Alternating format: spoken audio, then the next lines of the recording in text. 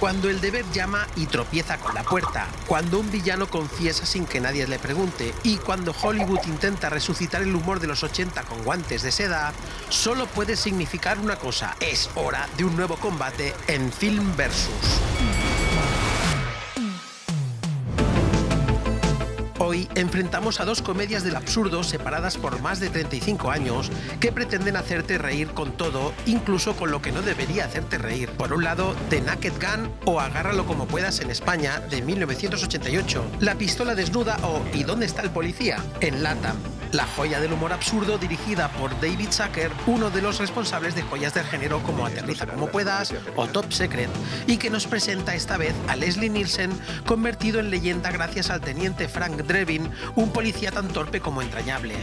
En la otra esquina, Agárralo como puedas, de 2025, la resurrección moderna del clásico, esta vez de la mano de Akiva Schaffer, responsable de la infravalorada Los amos del barrio.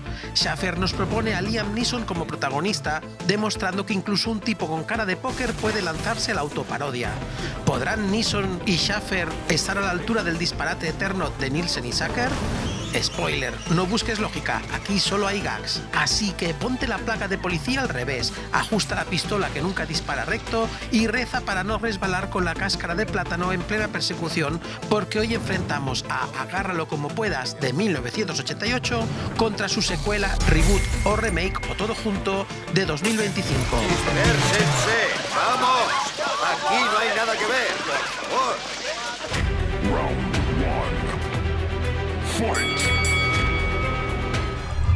En la esquina izquierda tenemos a The Naked Gun, en su versión original, Agárralo como puedas en España, La pistola desnuda o ¿Y dónde está el policía?, en LATAM, escrita por Jim Abrams y Jerry y David Zucker.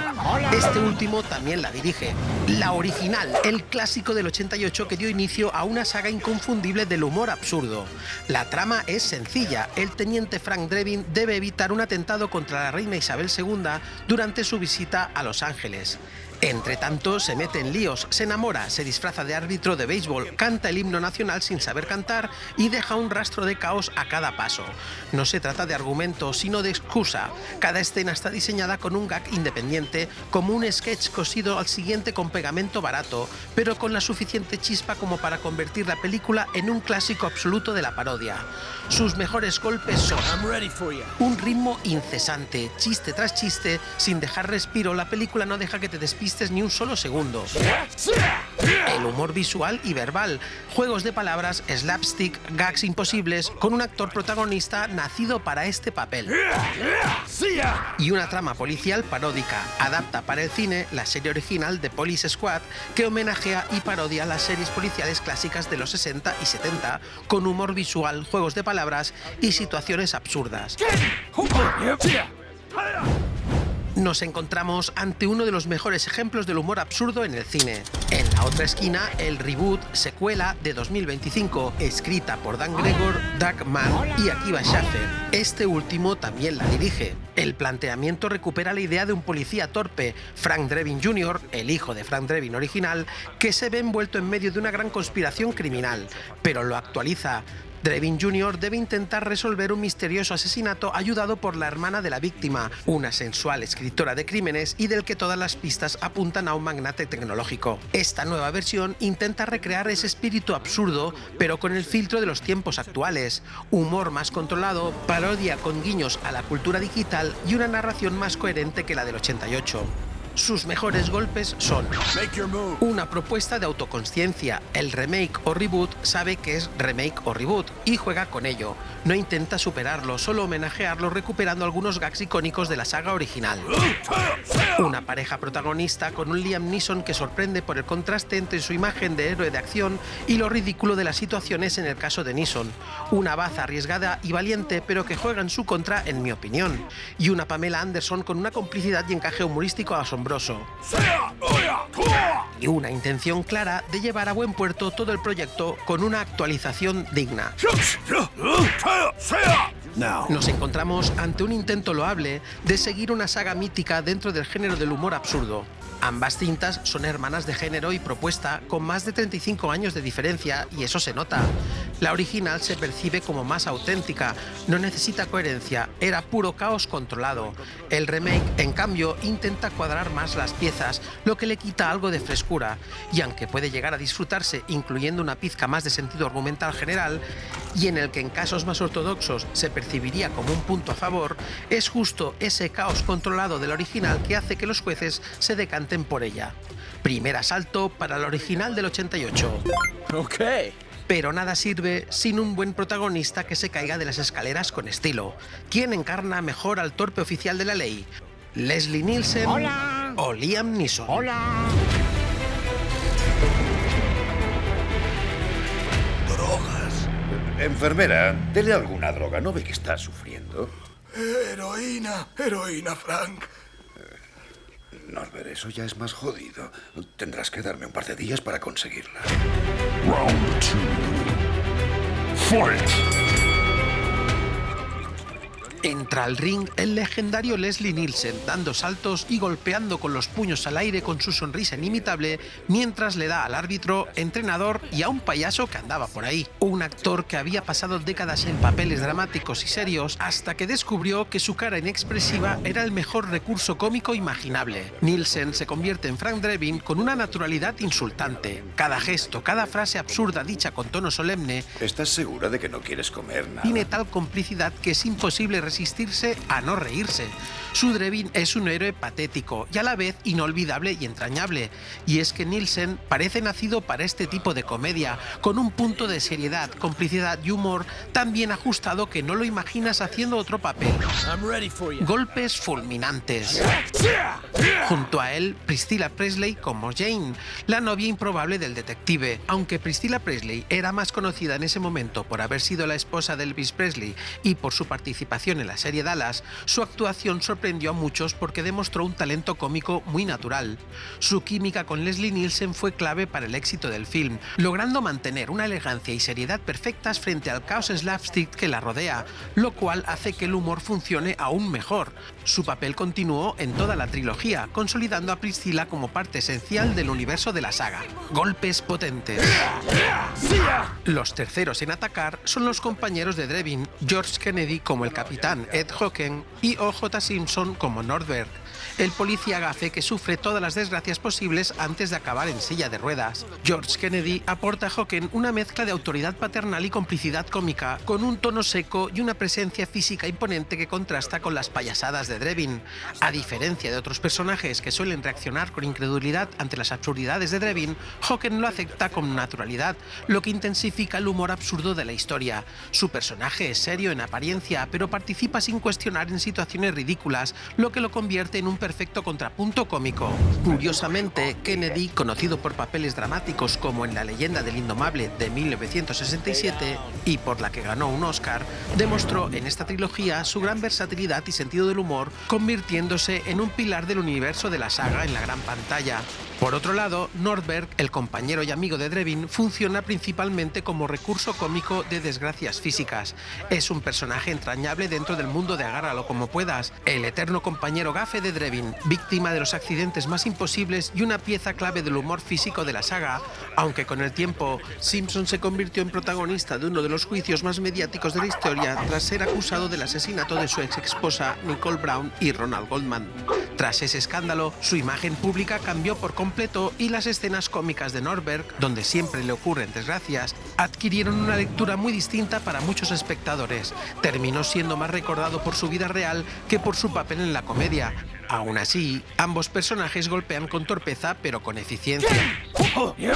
El resto del elenco acompañan vitoreando pero no suben al ring ya que ven que van sobrados.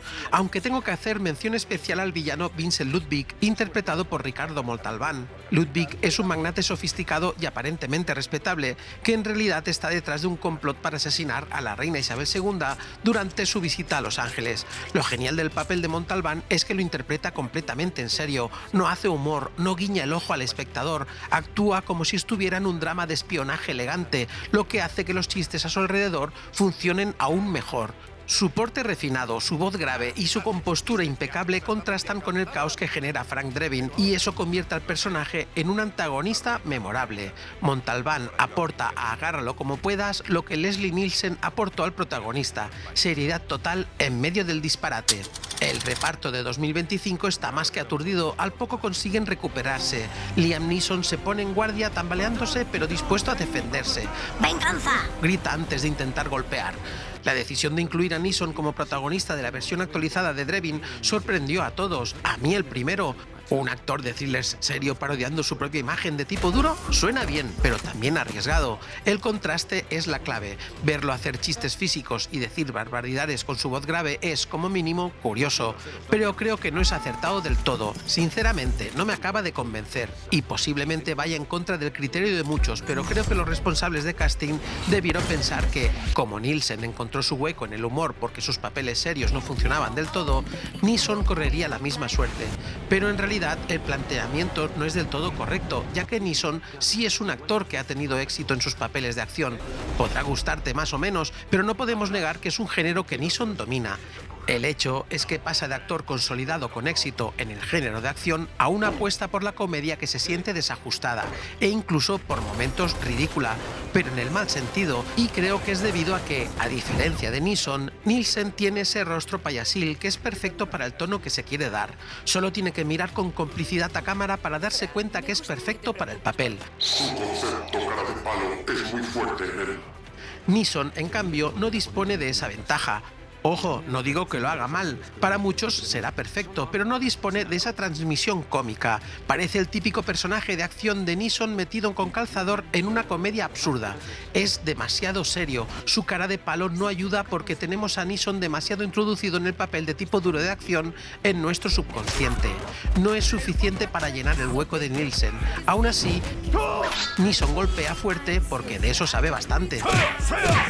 Continúa el contraataque con Pamela Anderson como Beth Davenport, el motivo romántico coprotagonista, una de las mayores sorpresas del film a mi entender. Ver cómo Anderson consigue una química sorprendente no solo con Neeson, sino con la cámara y el público. Aquí sí que veo una correlación correcta de casting como relevo de Priscilla Presley. Anderson configura un personaje de femme fatal gracioso, autoparódico y convincente. Realmente me sorprendió su interpretación sintiéndola natural y encajando perfectamente con la propuesta, generándose una sensación de decisión de casting perfecta, con una conexión total con Neeson que se nota al instante. Anderson golpea con una rabia que sorprende tanto a público como al árbitro.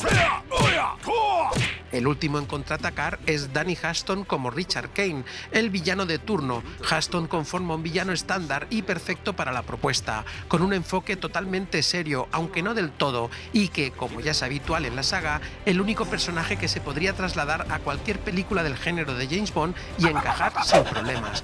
Un personaje configurado para enfatizar el contraste de lo serio con lo absurdo y que golpea sin compasión. El resto del elenco no les da tiempo a intervenir, y eso que no se desmerece en ningún momento. Acompañan sin problema al proyecto, y lo siento, pero Paul Walter Hauser no lo hace mal como hijo del Capitán Hooker, pero creo que en este caso se percibe como un personaje obligado.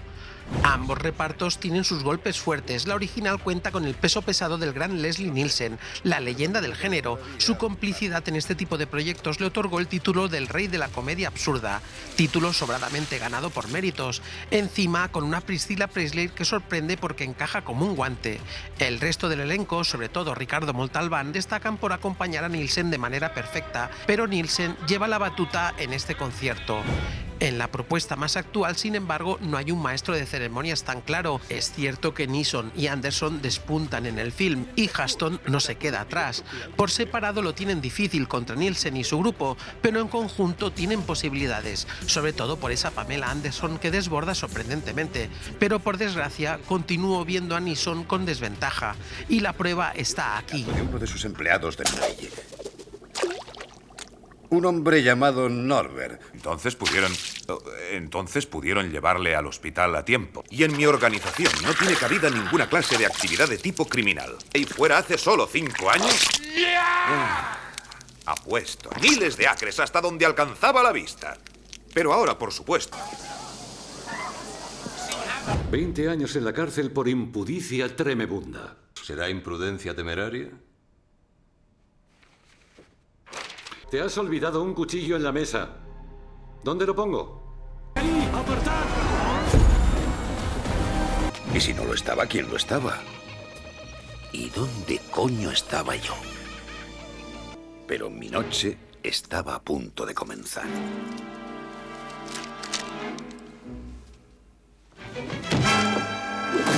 Nielsen concentra su fuerza en sus expresiones. Neeson, en cambio, parece el Neeson de siempre. Asalto para Leslie Nielsen y compañía. Pero ni Nielsen ni Neeson pueden brillar si el sonido no acompaña a los trompazos. ¿Quién tiene la música más cómica? ¿Ira Newborn o Lord Valve?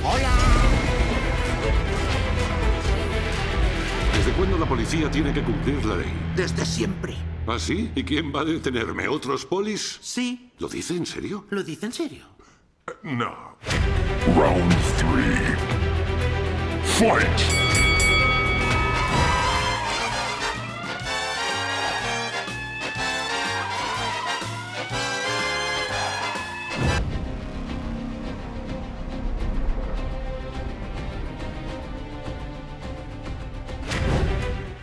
Ira Newborn y Lord Valve entran al ring partituras en mano y sonriendo al público. La partitura de 1988 arranca con el tema original de la serie de televisión con una influencia muy marcada por Henry Mancini y pasa a una partitura compuesta por Ira Newborn. Su música imita las partituras serias del cine policíaco, pero aplicadas a situaciones ridículas, persecuciones con orquesta grandilocuente, mientras Drebin tropieza con cubos de basura. Es precisamente ese contraste el que genera el humor. La partitura funciona como complemento diferenciador y esa es la clave. No es la protagonista, pero se acompaña con acierto. Golpes directos al nervio. Los efectos sonoros acompañan sin más. No es un género que necesite despuntar con los efectos sonoros para ganar el combate. Golpes correctos. Lord Valve se recupera de los golpes y se reincorpora para contestar al ataque. Valve hace lo que haríamos cualquiera si tuviéramos conocimientos de composición musical: actualizar y proponer un enfoque serio del cine de acción. La partitura mantiene un tono ligero de parodia, pero incluye guiños modernos, sintetizadores, ritmos pop y adaptaciones del tema clásico. Además, la música se combina con canciones conocidas usadas en clave irónica, pero la música en general adquiere un tono demasiado serio. Al igual que me pasa con Liam Neeson, la partitura se centra en ser demasiado seria, sin complicidad cómica aparente. Golpes funcionales. Los efectos sonoros quizás están más trabajados por ser una producción más actual, pero no es determinante en el género. Golpes añadidos al contraataque. Ambas partituras funcionan. La original se mantiene como un himno oficial del género de la comedia absurda y que encaja muy bien como acompañamiento musical del cine policíaco, que parodia con ese contraste tan marcado y que ayuda al tono de humor que propone. La de 2025 cumple con creces, no hay quejas al respecto, pero no tiene esa frescura de la original. Simplemente se pone en modo serio, tan serio que incluso la podrías introducir en la última película de acción de Tom Cruise y no desentonaría para nada. Asalto para la original del 88. Pero claro, de nada sirve la música si la puesta en escena no es un festival. ¿Quién domina mejor el arte del caos visual?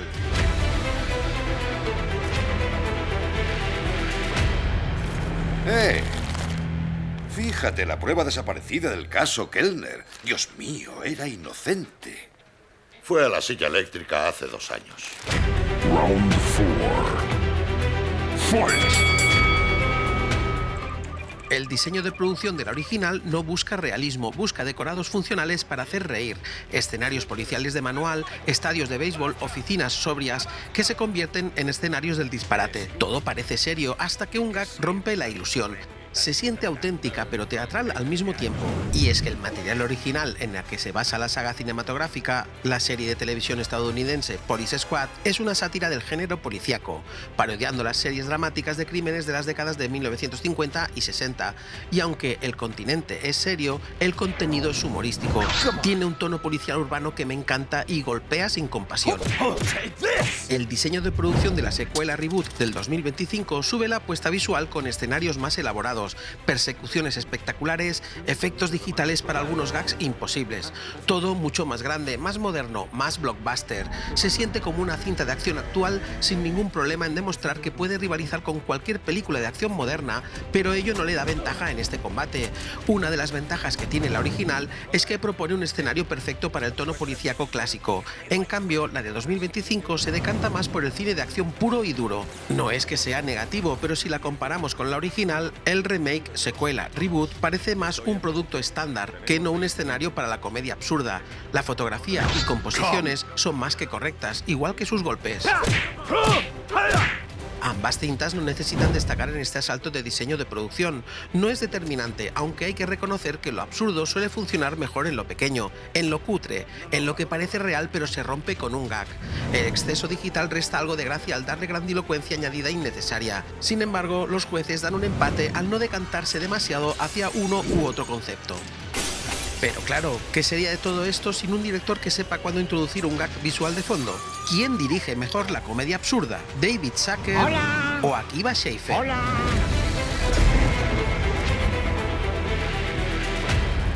¿Y quién es este bellezo? Pues soy la... Esta es la señorita Cherry Roosevelt de Gordinflas y Tortellini Spaghetti. ¡Qué nombre tan original! Sí. Gracias. Round 5. Fight! David Zucker y Akiva Schaffer entran al ring vestidos de directores serios saludando al público y dando besos al aire a diestro y siniestro mientras firman autógrafos en fotos, cabezas de bebés y escotes de damas presentes sin que nadie se lo pida. Suben al ring y se preparan para repartir. David Zucker, el genio del trío Zaz, ya sabes, Zucker, Abrams, Zucker, detrás de joyas como Aterriza como puedas, Top Secret o Scary Movie 3, bueno, esta última quizás no brilla tanto, ataca primero que para eso es el original. Zucker dirige con la convicción de que todo es susceptible de parodia, no hay miedo a lo incorrecto, al mal gusto ni a romper la cuarta pared. Su dirección convierte Agárralo como puedas en una sucesión de sketches brillantes cosidos con oficio. Y es que el grupo Zaz tiene sus referentes confesados. ¿Que cuáles son? No hay ni que mencionarlo. Ah, ¿que esperas que lo haga? Bueno, va, pero ¿por qué eres tú? El grupo cómico británico inigualable e insuperable a día de hoy, Monty Python. Este grupo británico, en su mayoría variopinto y con su legendario y mítico programa de los 60, Monty Python Flying Circus, pusieron su miembro viril encima de la mesa del humor absurdo. Nadie, a día de hoy, les ha superado en eso, y nunca había estado tan seguro de una de mis afirmaciones. Si quieres más información, quédate hasta el final del vídeo y sabrás por qué.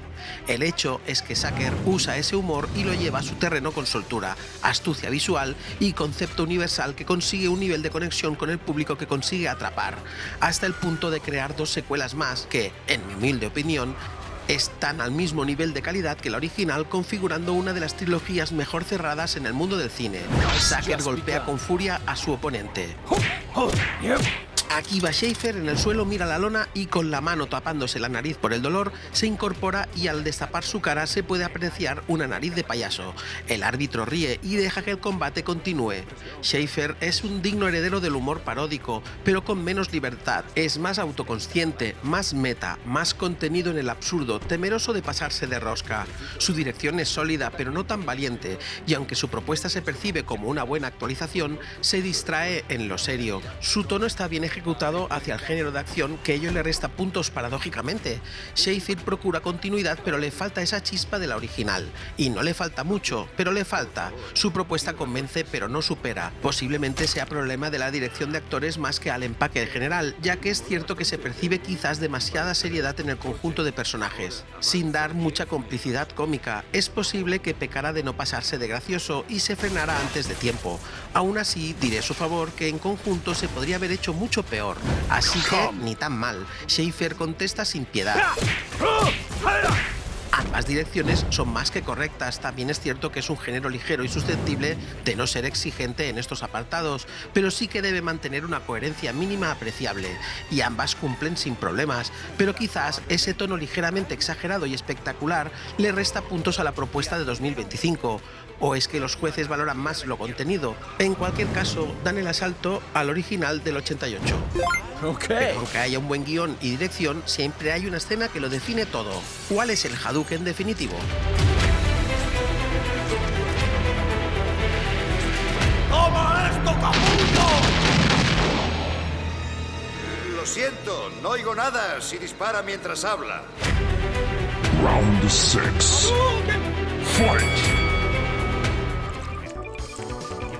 La verdad es que es difícil encontrar una escena que destaque entre las demás en una cinta que secuestra tu atención cada 5 segundos. Hay tantas donde elegir. Mi favorita es la escena donde Drebin intenta sacar información de un confidente en el puerto. No hay gags visuales, pero sí un diálogo tan inteligente y absurdo que es, para mí, el gran homenaje a los Monty Python. ¿Te suena de algo esta cara? No lo sé. No tengo tanta memoria. Tal vez esto te refresque la memoria. No sé, aún estoy confuso. ¿Y ahora qué tal? Ya recuerdo, solía verle por aquí. ¿Por qué lo quieres saber? No puedo decírtelo. Quizá esto te ayude. ¿Y ahora? ¿Todavía no lo crees? Está bien, se llama Norbert, es un poli. ¿Qué vas a hacer al respecto? ¿Por qué he de decírtelo? Tal vez esto te ayude. Sigo pensando que no debo. ¿Me prestas 20 pavos? ¿Y ahora qué tal? Sin embargo, que sea mi favorita no indica que sea la más memorable. Creo que sinceramente la más recordada por todos es cuando Drebin hace acto de presencia en el campo de béisbol, donde primero se hace pasar por tenor y después aparece disfrazado de árbitro de béisbol. Lo hace todo, canta mal el himno, destroza el protocolo, se equivoca con las señales, se convierte en el centro del espectáculo. Es el absurdo elevado a la categoría de arte. En el remake, el Hadouken me es más difícil de encontrar. ¿Sería el momento del malentendido sexual visual? ¿El momento de acción inicial del film? ¿O ese momento de ruptura de clímax total donde el duelo final pasa de épico a honesto? Ya que estás esperando una gran pelea final y al final se convierte en quizás el concepto más realista de todo el film al ver cómo ese primer puñetazo de Drebin Jr. duele de verdad como lo sería en la vida real. Pon en comentarios cuáles son las tuyas y comparamos. Sea como fuere, la original tiene más entrenamiento y acierta el golpe especial. ¡Hadouken! ¡Me has dado en la tripa! ¡Me has dado en la parte fofa de la tripa! ¡Eso no se vale! Final round. Fight! Y llegamos al final del combate con la sensación de no ser un combate tan desigualado. The Naked Gun, o Agárralo como puedas, de 1988, es una joya absoluta de la comedia absurda y destacan varias cosas clave que la convirtieron en un clásico con humor paródico sin frenos.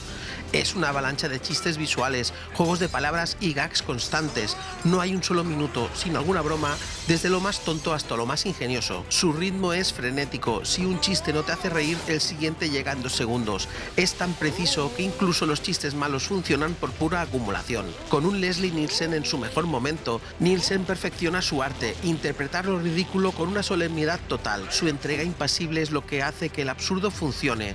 Además, esa química con Priscilla Presley como Jane Spencer aporta un toque romántico, aunque igual de absurdo, equilibrando un poco la locura general. Si dejamos a los actores de lado y nos dirigimos a conceptos, vemos una reinvención del humor físico clásico.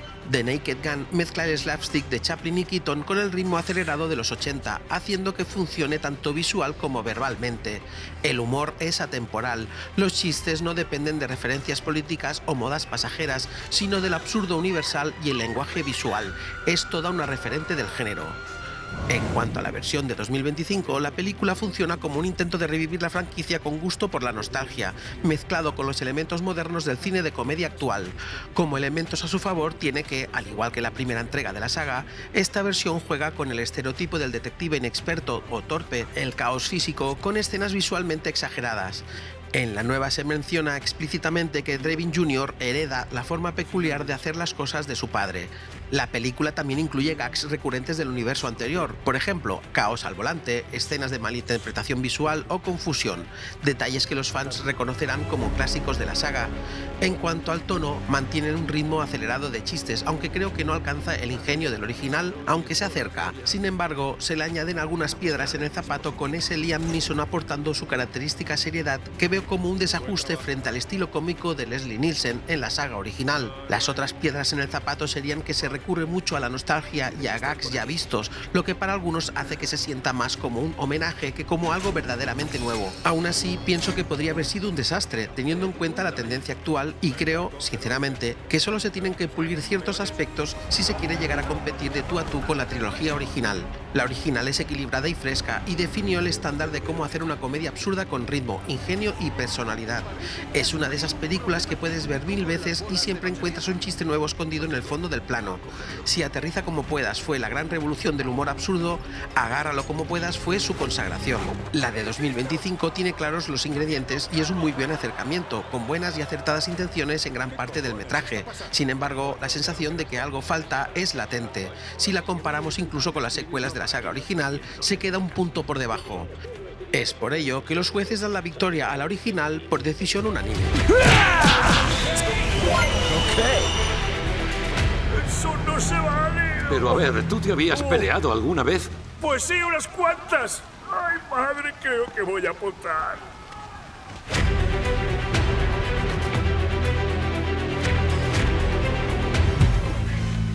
El origen del género del humor en el cine es tan antiguo como el propio medio, y dentro de él podemos separar, por conveniencia del combate de hoy, el humor absurdo o surrealista del resto. Su esencia está en romper las reglas de la lógica cotidiana. Las cosas no suceden como deberían, los personajes actúan sin motivo claro y las situaciones carecen de sentido, pero precisamente por eso resultan cómicas.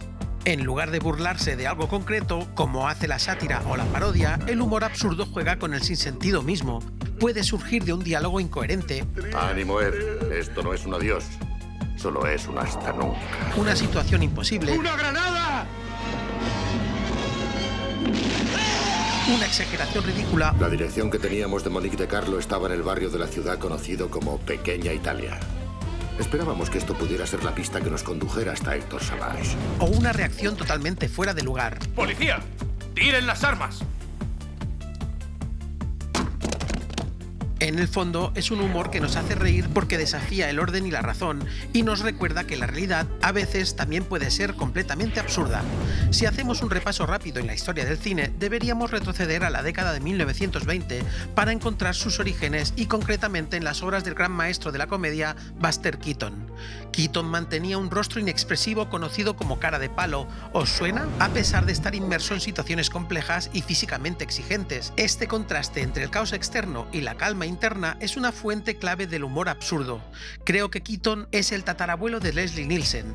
Este cómico fue una de las semillas del género. En The General de 1926, en España conocida como El maquinista de la General, considerada su obra maestra, interpreta a un ingeniero confederado cuyas reacciones mínimas ante desastres generan humor a partir de las situaciones, no de los chistes. Aunque fue un fracaso comercial en su estreno, hoy se considera una sátira del heroísmo tradicional y una reflexión sobre el azar frente a la moralidad. Su influencia fue enorme, marcando el inicio del humor absurdo moderno, el pistoletazo de salida. Y, después del pistoletazo, arrancan con fuerza y adelantando a Keaton por la derecha, un grupo variopinto, liderado por un tipo con bigote pintado, hace aparición para poner su firma en el género a finales de la década. Muy buenas noches. Hola. ¿Qué es lo que ha pasado, amigo? Una pequeña discusión. Él sacó un cuchillo y yo le pego un tiro. ¿Me permite que yo también...? Sí, cómo no, hay sitio de sobra. Camarero, 2 cervezas. Tráigame a mí otras 2. Y una firma hecha con un rotulador permanente así de gordo, como el que pintó el bigote de este líder de este grupo cómico tan carismático como legendario. Y ahora, caballeros, tenemos que buscar un nuevo tesorero. Pero si nombró uno la semana pasada. ¡Ese es el que busco! Su nombre no hace falta decirlo. Bueno, va, porque eres tú. Los hermanos Marx. Los Cuatro Cocos de 1929 fue su primer largometraje basado en su exitosa obra de Broadway y es un ejemplo clave del estilo en la era del sonido. Pero es en 1933 donde este grupo estampa esa firma indeleble. Duck Soup, o Sopa de Ganso como se la conoció en España, es la obra cumbre de los hermanos Marx y una pieza fundamental del cine del humor absurdo. ¿Diga? No está. Muy bien, se lo diré. Adiós. Era para ti. Lamento no estar. Groucho, Harpo, Chico y Cepo rompen con toda estructura narrativa tradicional.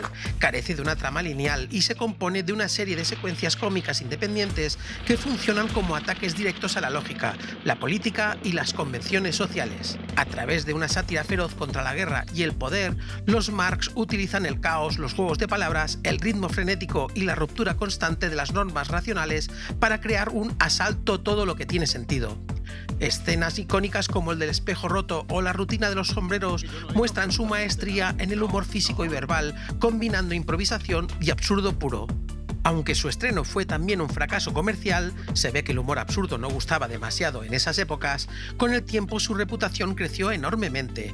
Hoy está considerada una obra maestra del cine cómico y una sátira política atemporal. Pero es que además le siguieron otras obras excepcionales como Una noche en la ópera, que marcó el inicio de su trabajo con la Metro-Goldwyn-Mayer y es famosa por su icónica escena del camarote o la negociación del contrato. Oiga, ¿por qué hemos de pelearnos por una tontería como esta? ¿La cortamos? Sí, es demasiado largo. ¿Qué es lo que nos queda ahora? Más de medio metro todavía. O Un día en las carreras, otra comedia muy popular, conocida por su ritmo y el humor clásico del grupo.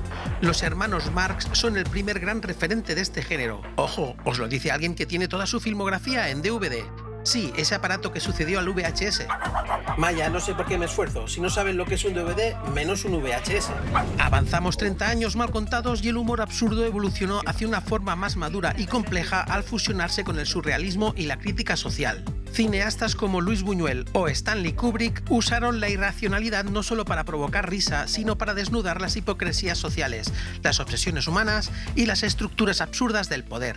En este contexto, Buñuel fue una figura central. Su película El ángel exterminador, de 1962, es un ejemplo emblemático. Un grupo de aristócratas queda inexplicablemente atrapado en un salón después de una cena, incapaz de salir. A las 9 de la noche habían regresado al cuartel sin que un solo hombre hubiera entrado en la casa. Pero, ¿intentaron entrar, mi comandante? No. Eso es lo grave del caso. Lo que comienza como una situación trivial se transforma en una sátira feroz sobre la clase alta, la incomunicación y la pérdida de racionalidad. La premisa, sencilla pero inquietante, sirve a Buñuel para retratar la alineación humana y las ataduras invisibles que controlan la vida social. El ángel exterminador se considera una pieza clave en la transición hacia un absurdo más filosófico y político, cuya influencia puede rastrearse incluso hasta Dr. Strangelove y otras obras críticas del siglo XX. Kubrick, por su parte, nos propone que el humor absurdo puede surgir del choque entre lo grave y lo ridículo, que la exageración de la realidad es más potente que la pura fantasía. Tendremos que resignarnos al abandono de la monogamia en lo que se refiere a los hombres como elemento activo. Por desgracia, sí, pero, amigos míos, es otro sacrificio que exige el futuro de la raza humana. Las mujeres han de ser elegidas por unas características que causen su admiración. El estímulo ante todo. Y que la sátira inteligente puede hacer que la comedia trascienda el entretenimiento para convertirse en comentario social. No voy a extenderme más con Kubrick porque ya lo comenté en el combate anterior y además tienes el combate entre esta película y No mires arriba de Adam McKay.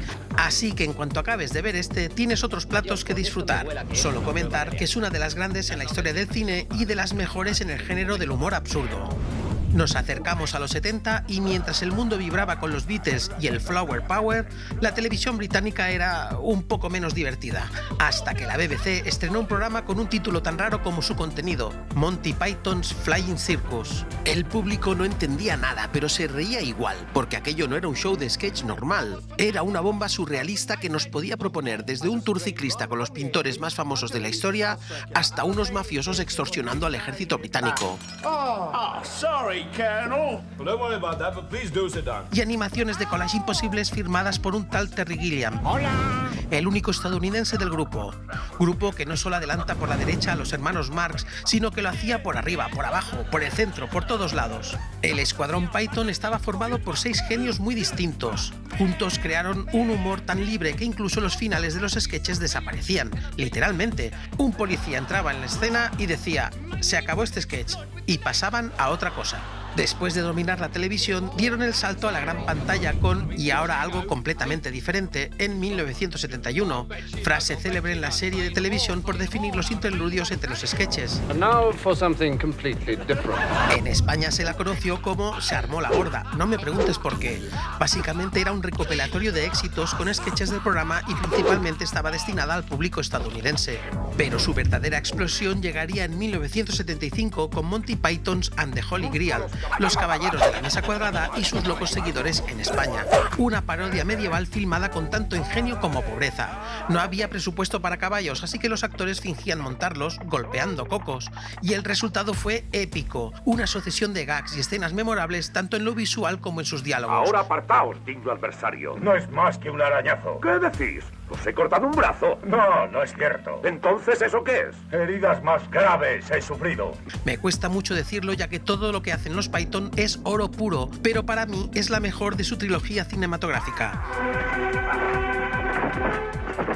Oiga. Luego llegó quizás su obra más popular, Life of Brian o La vida de Brian, como se conoció en España en 1979, una sátira sobre un hombre confundido con el Mesías que hizo enfadar a medio planeta y morir de risa al otro medio. De nuevo, su puesta en escena ensalza lo absurdo llevado al terreno de la religión con una maestría que es leyenda a día de hoy. ¿Sabes la pena que impone la ley romana al que da refugio?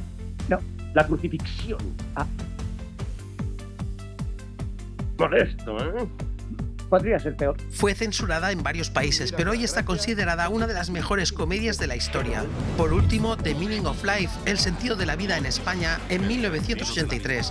Cerró la trilogía Python con una especie de antología sobre la existencia, el sexo, la muerte y peces cantando. Porque sí, esta trilogía, junto con su serie original de la BBC, es de visionado obligado para todo aquel que quiera dedicarse a la comedia. Con el tiempo, los Monty Python se separaron, unos siguieron en la comedia, otros desafortunadamente murieron muy pronto, y Gillian sigue en la palestra del cine con obras que trascienden al entendimiento y que solo el tiempo le da la razón como director y guionista fuera de serie. Sin ellos no existirían Los Simpsons, South Park, The Office, Family Guy ni El combatiente de hoy. Seamos sinceros, sin su legado no existiría la comedia moderna. Monty Python no solo reinventó la comedia, la desarmó, la volvió absurda y la reconstruyó a carcajadas. 6 tipos que probaron que el mejor chiste es el que no necesita tener sentido. Te lo dice alguien que tiene toda su filmografía y la serie original en DVD. En España tenemos un par de ejemplos de estas influencias entre los hermanos Marx y Monty Python. El más temprano fue un dúo humorístico español formado por Luis Sánchez Pollack y José Luis Coll. El grupo se dio a conocer como Tip y Coll y fueron una de las parejas cómicas más queridas y emblemáticas de España durante las décadas de 1960 y 70. Aunque Tip y Coll fueron sobre todo figuras de televisión y teatro, también aparecieron en varias películas españolas, tanto juntos como separados, entre los años 60 y 80, casi siempre en clave de comedia ligera o sátira del momento, aunque nunca protagonizaron una película Tip y Coll al estilo de los dúos clásicos del cine como Abbott y Costello o Martes y 13 más tarde en España. Su territorio natural fue la televisión. Tip y Coll fueron, en esencia, los maestros del absurdo español, dos caballeros del humor que demostraron que la elegancia y la locura podían ir de la mano. Un humor tan inocente como inteligente, tan surrealista como entrañable, que sigue siendo recordado con una sonrisa por quienes los vieron y redescubierto por quienes aman el humor sin lógica pero con inteligencia. Nos vamos a Estados Unidos para ver una variante del humor satírico y absurdo. En 1974, Mel Brooks, junto con Richard Pryor, escriben Sillas de montar calientes, título original Blazing Saddles, una comedia estadounidense dirigida por el propio Brooks, considerada una de las sátiras más irreverentes, inteligentes y divertidas de la historia del cine. Es una parodia del género western, pero al mismo tiempo una crítica feroz al racismo, los clichés de Hollywood y la censura. Brooks inicia con estas Sillas de montar calientes una colección de películas de humor absurdo que lo definieron como el Steven Spielberg de la comedia. Bueno, esta definición la hago yo, creo que es bastante acertada. Películas como El jovencito Frankenstein, obra la cual considero la mejor de toda su filmografía. Manténganse cerca de las velas. La escalera puede ser traicionera. La loca historia del mundo. Tú tómala a la izquierda y yo tomaré a la derecha. ¿No sabes cuál es tú a la izquierda y tú a la derecha? Lo siento, señor, me suspendieron en alas. ¿Te suspendieron en alas? Pues a la mierda todos, ¡vamos! Las locas aventuras de Robin Hood. ¿Y por qué va a seguiros el pueblo? Porque yo soy más guapo que los otros Robin Hoods. Drácula, un muerto muy contento y feliz, quizás la más floja de sus comedias, conteniendo a Leslie Nielsen como protagonista. ¡La madre que los parió! O La loca historia de las galaxias. ¿Qué demonios estoy mirando? ¿Cuándo ha pasado eso en la película? Ahora. Está mirando a la hora, señor. Todo lo que sucede ahora está sucediendo ahora. ¿Qué ha pasado con el antes? Ya ha pasado. ¿Cuándo? Justo ahora. Ahora estamos en ahora. Vuelva ahora al antes. ¿Cuándo? Ahora. ¿Ahora? Ahora. No puedo. ¿Por qué? Lo hemos pasado. ¿Cuándo? Justo ahora. ¿Y cuándo será ahora el antes? Pronto. De la cual hay prevista una secuela para 2026, hacen de Mel Brooks uno de los grandes nombres del género y digno de ser mencionado en cualquier conversación sobre humor que se precie. 5 años después de que Brooks parodiara el cine western clásico, se cuela otra parodia del mismo género, no tan conocida, pero igualmente sorprendente, más que nada por sus actores. Cactus Jack nos cuenta cómo Cactus Jack Slade, interpretado por Kirk Douglas, un torpe y exagerado forajido, es contratado para asaltar a una joven y su acompañante, el ingenuo cowboy guapo forastero, interpretado por Arnold Schwarzenegger en uno de sus primeros papeles cómicos. Entonces debe ser estupenda. Con decir estupenda está dicho todo, señorita. Digo estupenda Jones, la hija de Parody. Ajá. Yo soy amigo de su padre. Me dijo que viniera a buscarla. Soy guapo forastero. Y que lo digas. El resultado es una sucesión de gags visuales, trampas que fallan, persecuciones absurdas y situaciones que podrían pertenecer perfectamente a un episodio del Coyote y el Correcaminos, pero con actores reales. La película mezcla humor slapstick con referencias de cómic. Kirk Douglas se divierte interpretando una versión autoparódica del villano de western clásico, cayendo en trampas que él mismo prepara. Fue uno de los primeros papeles cómicos de Schwarzenegger antes de ser famoso como Conan o Terminator. Su personaje es una caricatura del héroe bueno, inocente y casi ridículamente perfecto. ¿Tienes novia? ¿Alguna vez la has tenido? Nunca, señorita estupenda.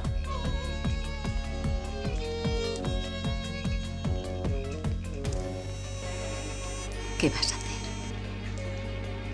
Creo que esta noche hará frío, con que voy a buscar leña para el fuego, ¿eh? ¿Adivina qué? No fue un éxito en taquilla, pero con el tiempo ganó estatus de culto, especialmente por lo insólito de ver a Schwarzenegger en una comedia del oeste con ese tono tan absurdo. Volvemos a España y, recordando la evolución lógica del humor absurdo de Typical, nos damos cuenta que se bifurca años después en dos grupos, uno muy famoso en España y el otro menos conocido pero con más calidad. Por un lado, Martes y 13, el dúo cómico más famoso y popular de España durante los años 80 y 90, auténticos reyes del humor televisivo y de los especiales de Nochevieja. Su mezcla de humor costumbrista, parodia televisiva y locura gestual marcó una época y convirtió sus sketches en parte de la cultura popular. El grupo nació a finales de los 70 como un trío formado por Josema Yuste, Millán Salcedo y Fernando Conde, aunque más tarde este último se separaría del grupo. Su humor era una explosión de gestos, voces, transvestismo, parodia y absurdo. Millán era el genio expresivo, histriónico, impredecible. Josema el contrapunto más serio y racional, aunque igual de disparatado. Si Typical representaban el absurdo elegante, Martes y 13 eran el absurdo popular, el que unía a toda la familia frente al televisor. Aunque su fama vino sobre todo de la televisión, también participaron en varias películas. Aquí huele a muerto, pues yo no he sido, de 1989, es una comedia disparatada que parece algo influida de esa filmografía de terror cómico de Abbott y Costello. O El robobo de la jojoya de 1991, el film por el que Tom Cruise se inspiró en su famosa escena de Misión Imposible. Estas dos son quizás las más famosas, pero la que considero su mejor obra, y con un claro guiño a los Monty Python, es La loca historia de los tres mosqueteros, su segundo largometraje de Martes y 13 como protagonista en el cine, justo antes de que Fernando Conde abandonara el grupo. ¡Imbécil! ¡Corta la cuerda que no es! Tras casi 20 años de éxitos, el desgaste creativo y las diferencias personales los llevaron a separarse en 1997. Su influencia puede llegar hasta nuestros días con el dúo cómico Cruz y Raya o más recientemente José Mota. El otro dúo a tener en cuenta es Faemino y Cansado, este dúo cómico formado por Ángel Javier Pozuelo Gómez, Javier Cansado y Juan Carlos Arroyo Urbina, Carlos Faemino, es una evolución de Typical pero elevado a otro nivel. El humor de Faemino y Cansado no se parece a nada, no hay personajes, ni tramas, ni chistes convencionales. Son dos tipos hablando, lanzando ideas sin sentido aparente, juegos de palabras imposibles, reflexiones delirantes y situaciones cotidianas que acaban convertidas en pura locura lógica. Vamos a ir todo el sur de España, lo vamos a andar ahí controlando. ¿Para defender? Para defenderlo. Pues yo vengo de Barcelona ahora. ¿Y eso? ¿Qué está haciendo un máster de vuelo? ¿Sabes que yo no volaba? Ya sé. Faemino y Cansado son los herederos naturales de Typical, aunque con una capa más contemporánea y autorreferencial. Su tono mezcla el surrealismo de Typical con la filosofía de Bar de Eugenio, otro gran referente del humor absurdo en España. No participaron en ningún proyecto cinematográfico, pero me parece injusto no mencionarlos, ya que me parecen la pareja humorística que mejor se ha acercado al humor legendario referente de los hermanos Marx y Monty Python en España, y el rival a batir hoy en día en la península ibérica. Y nos acercamos a la edad dorada del género, mis amados años años 80. Y en esta década maravillosa para el mundo del cine, los grandes maestros del humor absurdo son precisamente David Zucker, Jim Abrams y Jerry Zucker, el trío conocido como Zaz. Ellos revolucionaron la parodia y el humor absurdo con un estilo inconfundible, reinventado en los 70 por Monty Python y perfeccionado en los 80 por este trío de cachondos. Todo comenzó con Airplane, de 1980, una parodia del cine de catástrofes, en especial de Zero Hour, de 1957, que se convirtió en un fenómeno cultural. Bueno, ya está bien de hablar de mí. Espero no haberla aburrido. Siempre que comienzo a hablar de Elaine, pierdo por completo la noción del tiempo. Es la madre de todas las parodias modernas, una comedia absurda que redefinió el género. Se convirtió en un clásico instantáneo del humor surrealista. Zaz rompió las reglas del humor convencional. En vez de construir chistes sobre situaciones realistas, construyeron un universo donde lo absurdo era lo normal. Nuestra única esperanza es darle ánimos. Tengo que devolverle su confianza. ¿Striker? ¿Ha volado alguna vez en cuatrimotor? No, nunca. Maldita sea, es perder el tiempo. La historia es una parodia directa de las películas de catástrofes aéreas de los 70. Gran parte de los diálogos están copiados palabra por palabra de Zero Hour, pero interpretados en clave de comedia. Incluso tuvieron que comprar los derechos de esa película para poder parodiarla legalmente. El expiloto Ted Striker, Robert Hayes, sufre de estrés postraumático y sigue enamorado de su ex, Elaine, que ahora trabaja como azafata. Cuando los pasajeros y la tripulación del vuelo se intoxican con la comida, Striker es el único que puede aterrizar el avión, aunque no haya volado en años. Los personajes actúan con total seriedad, pero el contexto es completamente ridículo.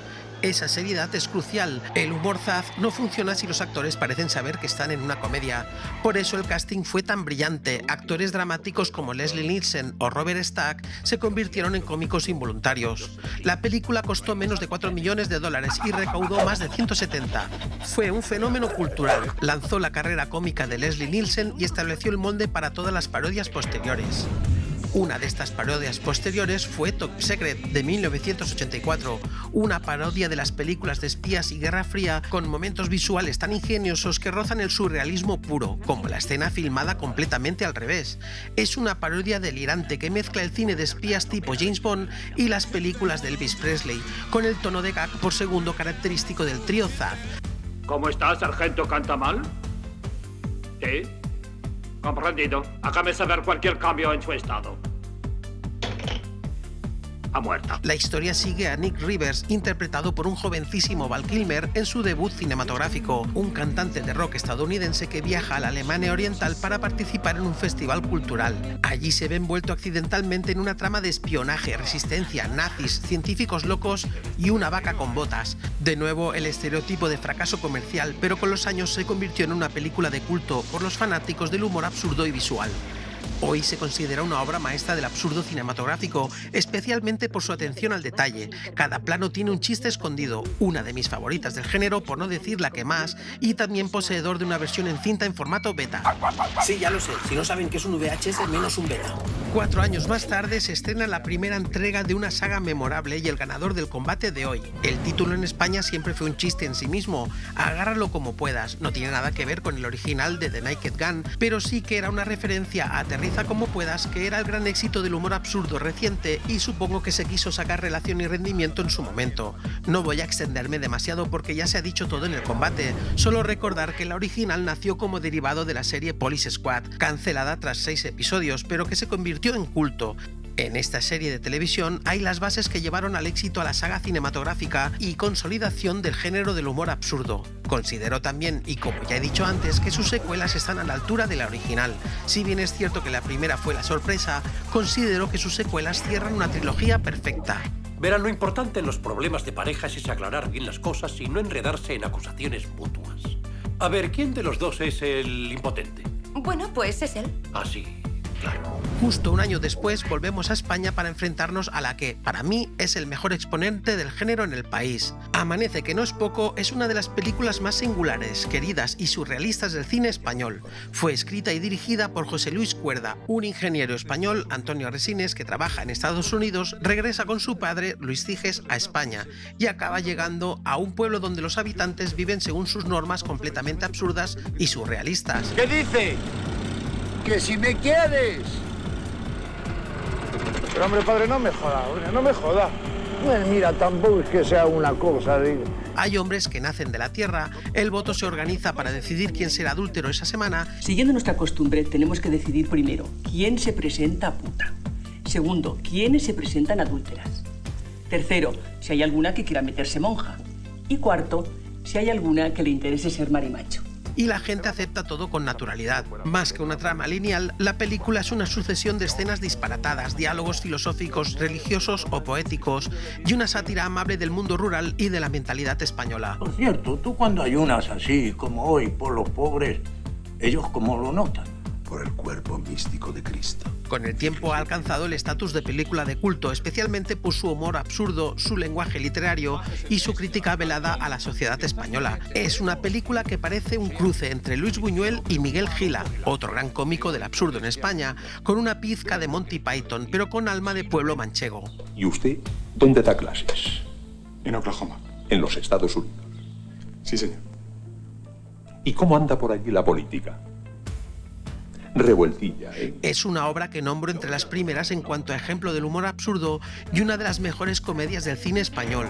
En 2018 se filmó su secuela tardía llamada Tiempo Después. Quizás no llega al nivel de la original, pero continúa con su esencia de humor sin sentido. En los 90 empieza a consolidarse el género como rentable y se estrenan diversos ejemplos. En 1991 se estrena Hot Shots, una comedia absurda dirigida por Jim Abrams, uno de los Zaz. Es una parodia descarada de películas militares y de acción, principalmente de Top Gun, aunque también se burla de otras cintas exitosas del momento.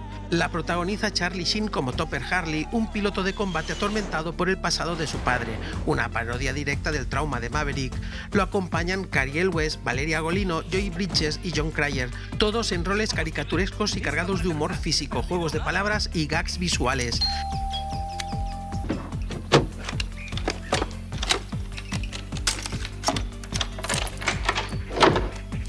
La película fue un éxito comercial y de crítica moderadamente positiva, considerada una de las mejores parodias de los 90 por su ritmo, ingenio y el compromiso total de los actores con la locura del guión. 2 años más tarde tuvo una secuela, aunque más delirante. Hot Shots Part 2 se centra más en Rambo y las películas bélicas. Es aún más desquiciada que la primera y una de las parodias más delirantes de los 90.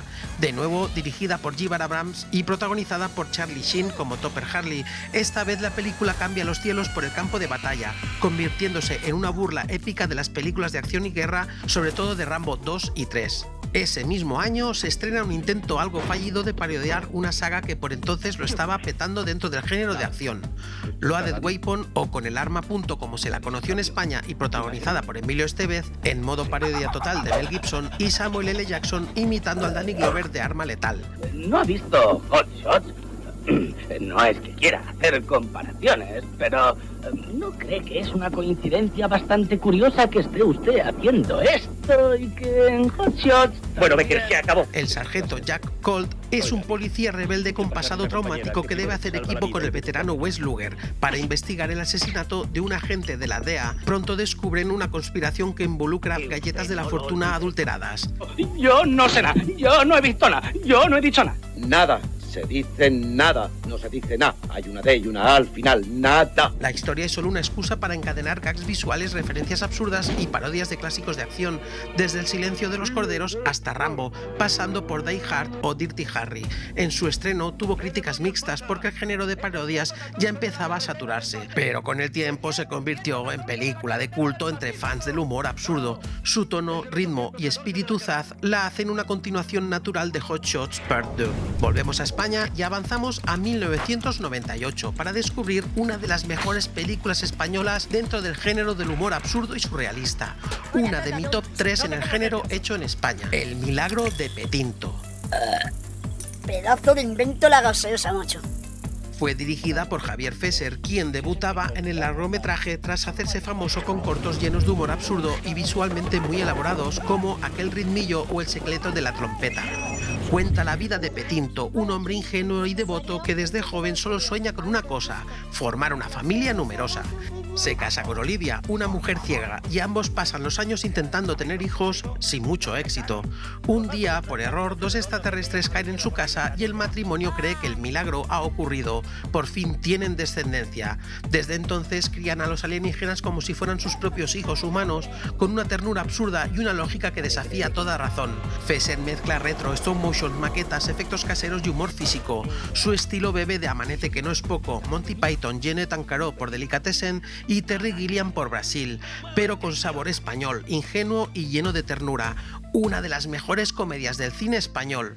Punto. ¿Vamos a tomar tierra? ¿Tierra? Se va usted a hartar. Iniciamos el nuevo milenio y se estrena la primera entrega de la saga de humor absurdo más larga hasta el momento. Scary Movie, del 2000, es la parodia que revitalizó el género del humor absurdo, llevándolo a una nueva generación. Escrita y protagonizada por los hermanos Wayans, quienes mezclaron el espíritu de Airplane y Hot Shots con el cine de terror adolescente tipo Scream y Sé lo que hicisteis el último verano. ¿Así tengo aspecto gay? No, hombre. ¿Qué tal ahora? Un grupo de adolescentes comete un atropello accidental y un año después empiezan a ser acosados por un asesino enmascarado, idéntico al de Scream. La historia sigue todos los clichés del slasher noventero: fiestas, sustos falsos, policías torpes y estudiantes absurdos, solo que aquí todo está llevado al extremo del ridículo. Scary Movie fue un bombazo en taquilla, costó unos 19 millones de dólares y recaudó más de 278 en todo el mundo. Es por ello que cuenta con 4 secuelas y una 6ª entrega que se anunció su rodaje para este año. Revitalizó el género de parodia, dando pie a un aluvión de imitaciones: Not Another Teen Movie, Epic Movie, Date Movie, todo lo que acababa en movie, aunque pocas con la misma chispa. Scary Movie se considera el puente entre el humor absurdo clásico de los 80 y 90 y la parodia pop de los 2000. Marcó una época por su tono irreverente y porque, aunque muchas bromas envejecieron mal, capturó perfectamente la cultura del momento y las reglas del terror juvenil. Hay más ejemplos y seguro que me he dejado auténticas joyas del género, pero como ligero repaso del humor absurdo, creo que nos hacemos una idea de lo importante que es este género. No hay duda de que los Zaz marcaron el estándar de la parodia moderna. Sin ellos no existirían las obras que hemos comentado, ni Austin Powers, ni Johnny English, ni las comedias de Edgar Wright o los hermanos Farrelly, ni siquiera el cine de los hermanos Coen. Hay que ver cuánto hermano hay en este género.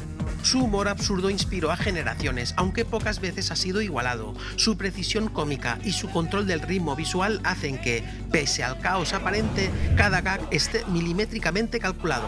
En resumen, el humor absurdo de los Zaz funciona como una especie de anarquía organizada. Destruyen la lógica cinematográfica desde dentro, con tanto rigor que el resultado parece improvisado. Su secreto es que tratan lo absurdo con absoluta seriedad, y eso lo hace todavía más divertido. Hoy tampoco os voy a pedir que os suscribáis ni le deis a me gusta porque mi perra lleva una placa de patrulla canina, ha detenido al gato y está conduciendo el coche patrulla marcha atrás. Esto quizás lo haga en el próximo vídeo. Maya, que el gato no tiene antecedentes. Que si lleva rayas es porque es un gato atigrado, no porque haya estado en la cárcel. Cometí un grave error. Toma, te la devuelvo. ¿De quién es? ¿Qué más da? ¿Qué es esto? Cuídate mucho. Por cierto, mis orgasmos eran fingidos. Payasito.